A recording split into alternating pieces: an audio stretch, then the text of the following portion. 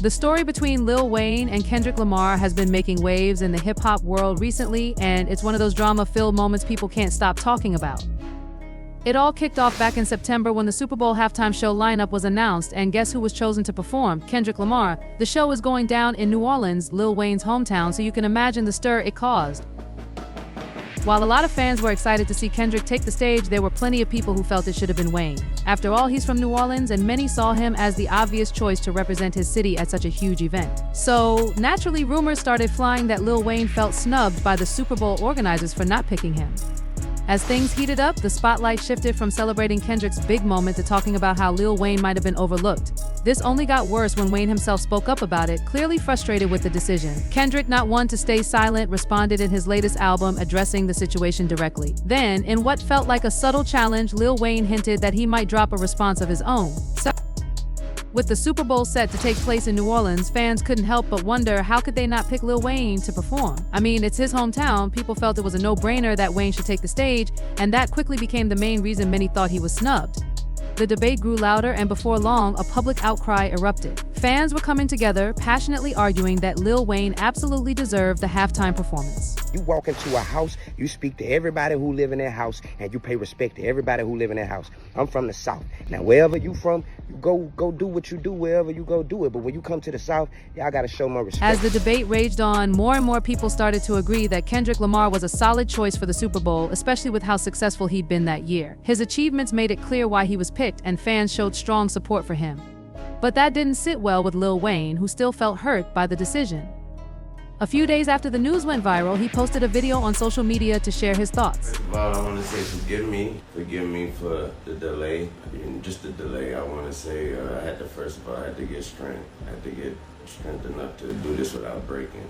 I want to say thank you to every voice, every opinion, all the care, all the love and the support out there.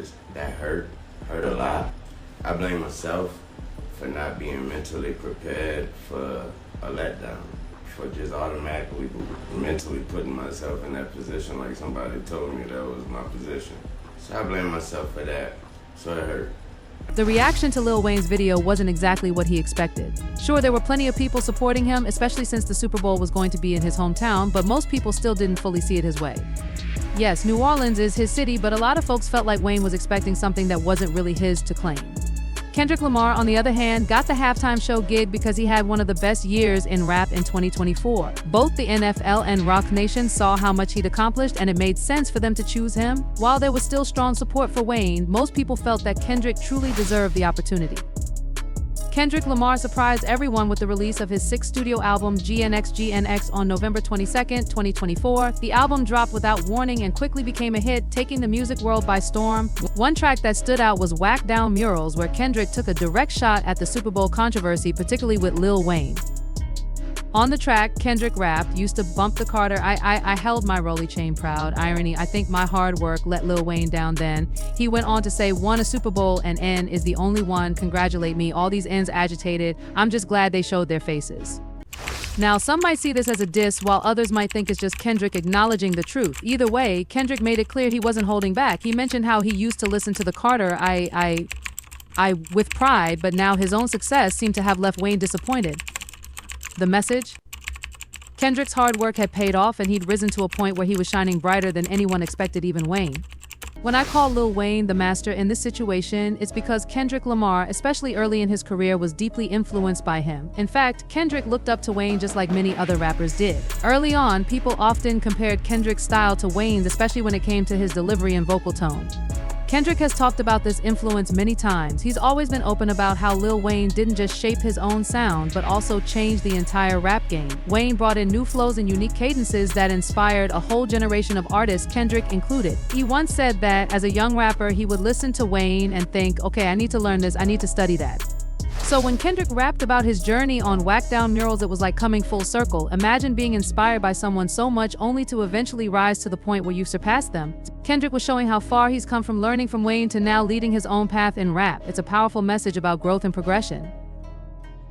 A decade later, Kendrick Lamar didn't just catch up to Lil Wayne, he surpassed him in the eyes of many fans. That's got to feel pretty unreal for Kendrick, but for Lil Wayne, it was definitely bittersweet.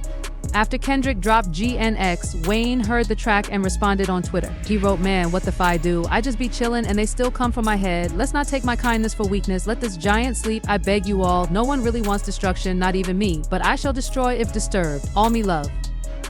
Wayne's message, especially after Kendrick's comments, made waves. Kendrick had addressed the whole controversy, and Wayne followed it up with a warning, "Don't mistake my kindness for weakness."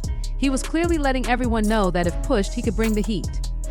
This sounded like a challenge, and many people thought it meant trouble was brewing. The internet exploded, and the Lil Wayne vs. Kendrick story went viral all over again. It looks like everything's cool between Lil Wayne and Kendrick now, which is pretty wild when you think about it. Just a month ago, it felt like Wayne was ready to throw down with Kendrick, but you can totally see why Wayne felt that way. He was name dropped by one of the most successful rappers of the year, a guy who early in his career looked up to him. Kendrick had been influenced by Wayne, but now in a lot of ways Kendrick had passed him by. That's a lot of pressure to handle, and Wayne didn't exactly hide how he felt about it. But honestly, a lot of Wayne's frustration probably comes from the high expectations placed on him throughout his career. He's a true legend in rap, and he's someone I have a ton of respect for. Lil Wayne was the first rapper I ever became a super fan of, and to me, he's always been a part of that top-tier conversation in hip-hop. His impact is undeniable. The number of hits, albums, and moments he's created in the game is incredible. So when someone like Kendrick, who once looked up to him, starts to outshine him, it's bound to stir up some feelings. Lil Wayne's influence on hip-hop is huge. He shaped the game and inspired so many rappers over the years. Back in the 2010s, he was widely regarded as the best rapper alive, and his incredible run during that time only added to his legendary status. Because of all that, I'll never downplay what Wayne has done for hip-hop. He's done too much for anyone to disrespect his name. But here's the thing right now, Wayne isn't the guy like he once was. As I mentioned in my last video, a lot of the younger generation feels a bit disconnected from Wayne's legacy, and honestly, it makes sense. Wayne hit his peak more than a decade ago. Since then, he stayed successful and kept his place in the industry, but he hasn't been as dominant as he once was. That's something that happens to a lot of legendary artists.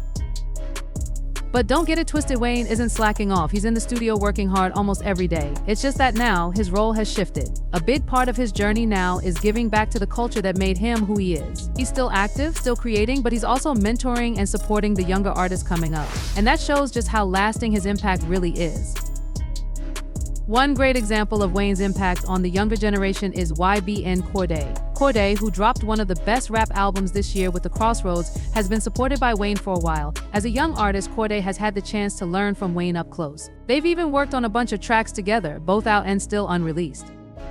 Now, it seems like Wayne finds more joy in staying connected with these younger rappers like Cordae by mentoring them. Instead of trying to stay at the top of the game, he's helping shape the next wave of talent. His influence is still powerful, but it's being passed on to others to help them grow.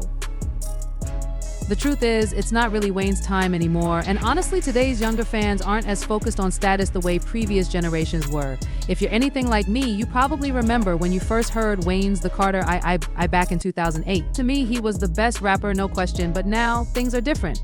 Wayne's focus has shifted from being on top to giving back, helping the next generation find their way, and honestly, that's something to admire. The biggest reason I think Lil Wayne reacted the way he did is because he cares a lot about how people see him. In his mind, he's the greatest alive, and he has every right to feel that way. But when the Super Bowl controversy popped up, especially since it was happening in his hometown of New Orleans and Kendrick ended up getting the spot, I think it hit Wayne hard. He was bombarded with messages from his fans and people around him, all saying he deserved the halftime performance. That probably made him start thinking, wait, maybe they're right. Why didn't I get that opportunity? And that's when self-doubt probably started creeping in. Even someone as successful as Lil Wayne isn't immune to feeling insecure when things don't go the way he expected. Remember, Wayne himself said how much it hurt him to miss out on that chance. It just goes to show, no matter how high you are, doubts can still sneak in, especially when you feel like something should have been yours. And that vulnerability is something a lot of people can relate to, no matter how big they are in their own fields. After Kendrick dropped his response, it seemed like Lil Wayne was ready for a full-on showdown, especially with that tweet he sent out. But after some time to reflect, Wayne probably realized the bigger picture. He eventually reached out to Kendrick, and I believe he apologized for feeling like he was entitled to that Super Bowl gig. At the end of the day, Lil Wayne has worked hard for every opportunity he's had, and the same goes for Kendrick Lamar. I imagine Wayne took a moment to think, who am I to say I deserve this more than Kendrick? When you're as successful as Wayne, you eventually learn that when things don't go your way, it's because what's meant for you will come in due time. Not every opportunity will line up perfectly, and that's something Wayne probably realized. There's no need to get upset over what wasn't meant for him.